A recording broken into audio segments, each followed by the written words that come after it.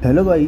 स्वागत है आपका आपके अपने यूट्यूब चैनल सिविल साइड में। दोस्तों, आज हम बात करने वाले हैं आरसीसी डिज़ाइन के थर्ड चैप्टर, जो कि हमारे पास है share and bond strength of reinforcement concrete. इसमें हम इस चैप्टर के टॉप 15 क्वेश्चन के बारे में बात करेंगे।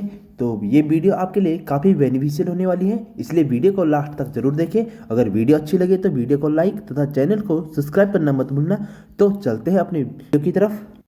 क्वेश्चन नंबर फर्स्ट है हमारे पास कि shear enforcement is provided in the form of, धरणों या खंडों में कर्तन प्रबलन का किस रूप में प्रयोग किया जाता है? वर्टिकल के रूप में, या इंक्लाइंड के रूप में, या combination of vertical and inclined, या एनी वन ऑफ अबव। तो एनी ऑफ अबव मतलब तीनों रूप में हम किसी भी रूप में हम दे सकते हैं। शेयर एनफोर्समेंट कैसे? वर्टिकल भी दे सकते हैं, इंक्लाइंड भी दे सकते हैं, एंड इनके कॉम्बिनेशन में भी दे सकते हैं। तो ये रहा हमारा ऑप्शन नंबर डी, इसका सही आंसर हो जाएगा। तो चलते हैं नेक्स्ट क्वेश्चन की तरफ। तो नेक्स्ट क्वेश्चन हमारे पास, नेक्स्ट क्वेश्चन पूछा गया है the length of a straight portion of a bar beyond the end hook should be at least, should be कितने होनी चाहिए? हुक के पास सीधी सीधी अंश की लंबाई मिनिमम कम से कम कितनी होनी चाहिए? ट्वाइस ऑफ डायमीटर, व्यास के दुगनी, या फिर थ्राइस ऑफ डायमीटर, ये भी गलत हो जाएगा।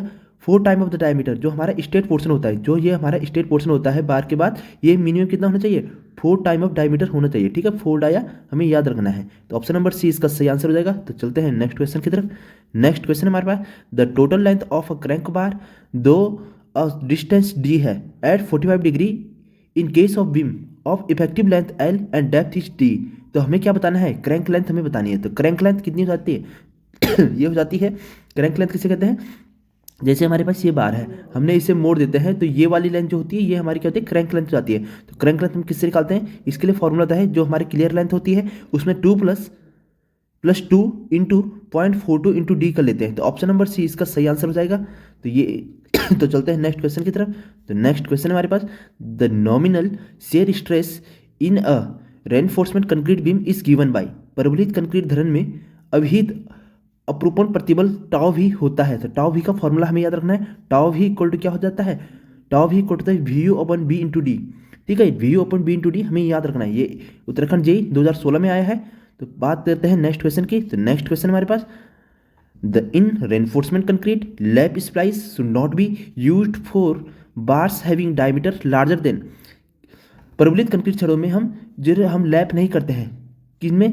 जिनका व्यास इससे अधिक होता है। तो किससे अधिक होता है कि हम इसे लैप नहीं करते हैं? उसमें हम क्या किसका प्रयोग करते हैं? वेल्ड का प्रयोग कर लेते हैं। तो 16 ये गलत हो जाता है। 20 भी गलत हो जाएगा। 10 भी गलत हो जाएगा। 36 हमारा सही हो जाएगा। अगर 36 से ज़्यादा हमारे पास डाई की कोई बार रहती है तो उसमें हम क्या करते हैं? वेल्डिंग कर लेते हैं। तो ऑप्शन नंबर डी इसका सही आंसर हो जाएगा। तो चलते हैं नेक्स्ट क्वेश्चन की तरफ। नेक्स्ट क्वेश्चन पूछा गया है हमें, the torsion resistance capacity of a given reinforcement concrete section. एक दिए गए प्रबलित कंक्रीट खंड में मोड़ने के मरोड़ विरोध करने की क्षमता क्या होती है? डिक्रीजिंग विद डिक्रीजिंग, ये गलत जाएगा। Decreasing with increasing longitudinal parts, ये गलत जाएगा। Does not depend upon the stirrups, ये गलत जाएगा। Increasing with the increasing in stirrups and longitudinal steel, तो ये वाला हमारा सही हो जाएगा कि रकाब जो भी हमारे क्या होता है, रकाब में अनुदैर्य स्टील की में वृद्धि के साथ बढ़ जाती है। तो ठीक है, टॉर्जन रेजिस्टेंस कैपेसिटी हमारी कहते हैं, ये किसके बारे में पूछेगा? टॉर्जन रेजिस्टेंस कैपेसिटी कैसे बढ़ जाती है? Increasing in stirrups and longitudinal steel. तो ऑप्शन नंबर डी इसका सही आंसर हो जाएगा। तो चलते हैं नेक्स्ट क्वेश्चन की तरफ। नेक्स्ट क्वेश्चन हमारे पास, if tau V is the nominal shear and tau C is the design strength of concrete, क्या है? Tau C. ठीक है, टी सी हमारे क्या है? डिजाइन हो गया, और टाउ वी इक्वल टू हमारे क्या होता है? नॉमिनल शेयर हो गया। तो strength of a concrete which of the following statement is correct.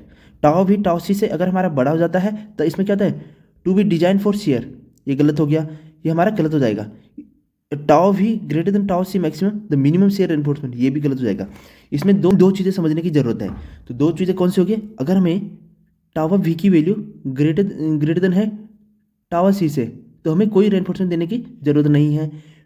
और अगर हमारी टावा वी की वैल्यू लेस देन है टावा सी से, तो तब हमें क्या था? मिनिमम रेनफोर्समेंट देना पड़ता है। क्या देना पड़ता है? मिनिमम रेनफोर्समेंट हमें देना पड़ता है। लेकिन अगर टावा वी की वैल्यू लेस देन है टावा सी अपॉन 2 से, तो तब हमें नो शेयर एनफोर्समेंट, कोई भी शेयर एनफोर्समेंट देने की जरूरत नहीं है। तो ऑप्शन ऐसा अगर आएगा कि टावर सी की वैल्यू टावर भी से बड़ी है, तब हमें क्या करता है? मिनिमम रेनफोर्समेंट देते हैं। तो ये वाला आंसर इसका सही हो जाएगा।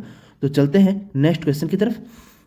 तो नेक्स्ट क्वेश्चन हमारे पास, if sigma S is the stress in bar and tau B D is the design bond stress, then the development length of a bar is diameter phi is given by. तो diameter phi हमें बताना है, diameter phi हम किससे represent कर सकते हैं, ये हमें क्या बताना है, the design bond stress and the development length of a bar, जिसका डायमीटर हमारा फाई है, उसके लिए हमें क्या बताना है, डेवलपमेंट लेंथ बतानी है। तो डेवलपमेंट लेंथ क्या हो जाती है, डेवलपमेंट लेंथ का हमें सीधा फॉर्मूला याद रखना है, phi into sigma s t into upon 4 tau b d. तो ये हमारा ऑप्शन नंबर बी इसका सही आंसर हो जाएगा। तो चलते हैं नेक्स्ट क्वेश्चन की तरफ। नेक्स्ट क्वेश्चन हमारे पास कि if phi is the diameter of a bar in a tension और स्टैंडर्ड हुक की बात कर रखी है, is equivalent to the anchorage value of a straight length given by. तो स्ट्रेट लेंथ हम किससे दे सकते हैं, स्ट्रेट लेंथ के बारे में पूछा है कि अगर मानक हुक हमारे पास है तो स्ट्रेट लेंथ कितनी हो जाती है। तो इसमें हमें याद रखना है, अगर हमारे पास 45 डिग्री होता है तो हमें स्ट्रेट लेंथ कितनी होती है, 4 5 हो जाती है। अगर 90 डिग्री होती है तो 8 5 हो जाती है। ठीक है, अगर 135 होती है तो कितना हो जाता है, 12 5 हो जाता है।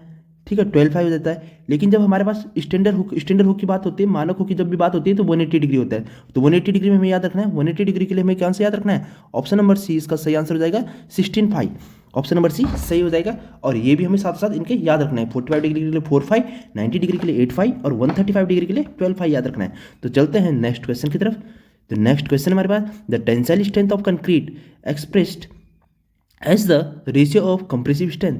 तो कंप्रेसिव स्ट्रेंथ के रिस्पेक्ट में जो टेंसाइल स्ट्रेंथ होती है कितनी होती है, कैसे रिप्रेजेंट करते हैं इसे, 1/25 ये गलत, 1/20 ये भी गलत, 1/15 ये भी गलत, 1/10। टेंसाइल स्ट्रेंथ क्या होती है, कंप्रेसिव स्ट्रेंथ के क्या होती है, कंक्रीट के 1/10 के बराबर होती है। तो ऑप्शन नंबर डी सही आंसर हो जाएगा। तो चलते हैं नेक्स्ट क्वेश्चन की तरफ। नेक्स्ट क्वेश्चन है sigma S is the stress and in a bar and tau b D is the design bond stress, the development length, इसमें भी क्या पूछा है, the development length of a bar, development length बताना है। तो ये हमने अभी बात की थी, 5 into sigma s t upon 4 tau b d. तो चलते हैं नेक्स्ट क्वेश्चन की तरफ। नेक्स्ट क्वेश्चन हमारे पास, reinforcement for torsion is provided in the form of. तो एंटन के लिए जो भी प्रबंधन किस रूप में दिए जाते हैं, ऑप्शन नंबर ए है लॉन्गिट्यूडिनल रेनफोर्समेंट ओनली शब्द आ गया तो ये गलत हो जाएगा, both longitudinal and share reinforcement ये सही हो जाएगा। हम लॉन्गिट्यूडिनल भी दे सकते हैं और शेयर रेनफोर्समेंट के रूप में भी दे सकते हैं। तो ऑप्शन नंबर बी इसका सही आंसर हो जाएगा। तो चलते हैं नेक्स्ट क्वेश्चन की तरफ। तो नेक्स्ट क्वेश्चन हमारे पास, यदि प्रबलन छड़ का व्यास डी हो और हुक की एंकरेज वैल्यू कितनी होगी। अब इसमें एंगल तो दे नहीं रखा है, तो इसमें 16 5 भी सही हो सकता है, 4 डाया भी ठीक हो सकता है, 8 भी हो सकता है, ये भी हो सकता है। लेकिन व्यास दे रखा है हुक की एंकरेज वैल्यू, तो इसका एंकरेज वैल्यू के बारे में बात की है तो ऑप्शन नंबर सी इसका सही आंसर हो जाएगा, 16 5 हमारा इसका सही आंसर है। तो चलते हैं नेक्स्ट क्वेश्चन की तरफ।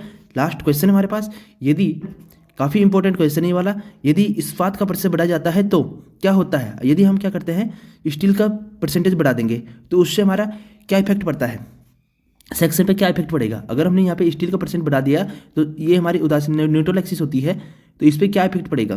तो न्यूट्रल एक्सिस उदासीन अक्ष की गहराई बढ़ जाएगी, ये उदासीन अक्ष की गहराई कम हो जाएगी, तो ये कम तो होगी नहीं। लीवर आर्म भुजा घटती है, ये भी गलत हो जाएगा, और लीवर आर्म भुजा बढ़ती है, ये भी गलत हो जाएगा। ये उदासीन अक्ष की गहराई इसमें क्या हो जाती है, अगर हम जैसे स्टील बढ़ाते हैं तो ये हमारी लीवर आर्म क्या होते हैं, यहाँ नीचे नीचे आने लगती है, तो उदासीन अक्ष की गहराई बढ़ जाती है। तो उदासीन अक्ष की गहराई यहाँ टॉप से जब भी हम मेजरमेंट करते हैं तो उदासीन अक्ष की गहराई क्या हो जाती है, बढ़ जाती है। तो ऑप्शन नंबर ए सही आंसर हो जाएगा। तो ये थे आज के टॉप 15 क्वेश्चन।